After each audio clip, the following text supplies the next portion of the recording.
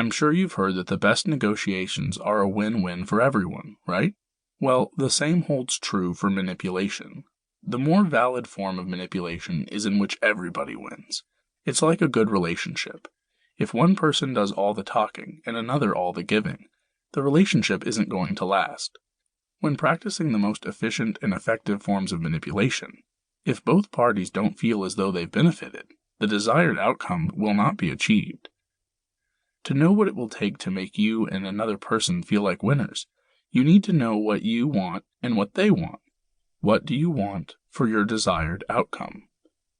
If you don't define your desired outcomes, how will you know when you have achieved your goals and helped them to accomplish theirs as well? As important as it was to ask your subject questions to build rapport, it's just as important to ask yourself questions to determine what you want. The following are some suggested questions that will help you identify your desired outcome. If you think you know what your desired outcome is, question further to determine if this is your passionate desire. For illustration purposes, let's imagine that your desired outcome was to lead the top-performing team in your workplace. However, to achieve this desired result, you need buy-in from other team members. First, test your stated desired outcome to make sure it is your passion. If you are not passionate about your desired outcome, you cannot manipulate others to your way of thinking and behaving. Your team may do well, but your reality of leading the top-performing team at work will probably not happen. The following questions will enable you to test your level of passion. 1. How will leading the top-performing team in my workplace change my reality? 2. What will I experience in this changed reality that I cannot experience now? 3. What will I need to do to make my desired outcome a reality? 4. Am I willing to do what was listed in number 3 to attain my desired result? 5. How will the rest of my team benefit when I manipulate them to my way of thinking? Once you have successfully examined the answers to these questions and everything still points to a win-win for everyone involved, you're ready to begin your manipulations to move the other team members to greater production and performance.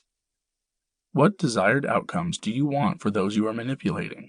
There's only one thing you want from them, and that is for them to benefit from doing what you want them to do. You already know what you need the subject of your manipulations to do, how to think and behave, and what you want from them to jump on board.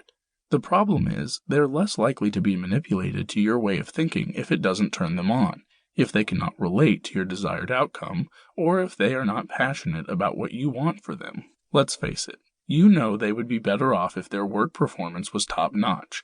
You know all team players would feel better about themselves and be more likely to be promoted or receive bonuses if they were members of the top-performing team, right? And that is your desired outcome for them and for you.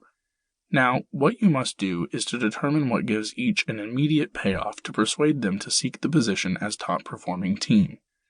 It's the instant gratification that will get the team's attention and manipulate them to participate in your desired outcome. That's where the rapport-building skills come in handy. You need to build a rapport with every member of your team and discover what each person's payoff will be before they are all in to move towards your desired outcome. Don't think it's always going to be money, either. Here are some primary motivators that manipulators use to move people to their desired outcome. Friendship, recognition, power, wealth, position, praise, belonging, material possessions, fame, prestige, envy of others, to help family, for the fun, challenge, emotional and physical well-being, making your manipulation all about others. Manipulation is entirely different from convincing people on your ideas. People don't want you to sell them on your desired outcome. They want you to attain their desired outcome through their individual ideas and efforts. What needs to happen for long-term manipulation to occur is that others have a total buy-in of your desired outcome. In fact, before completing your manipulations, your desired outcome and theirs should be the same. That's a real reality change that will last the test of time. Think of the wants and needs of those whom you are manipulating as your hook to get their attention and reel them in to continue your desired outcome. It is still done in a positive manner, not by fear, intimidation, or humiliation.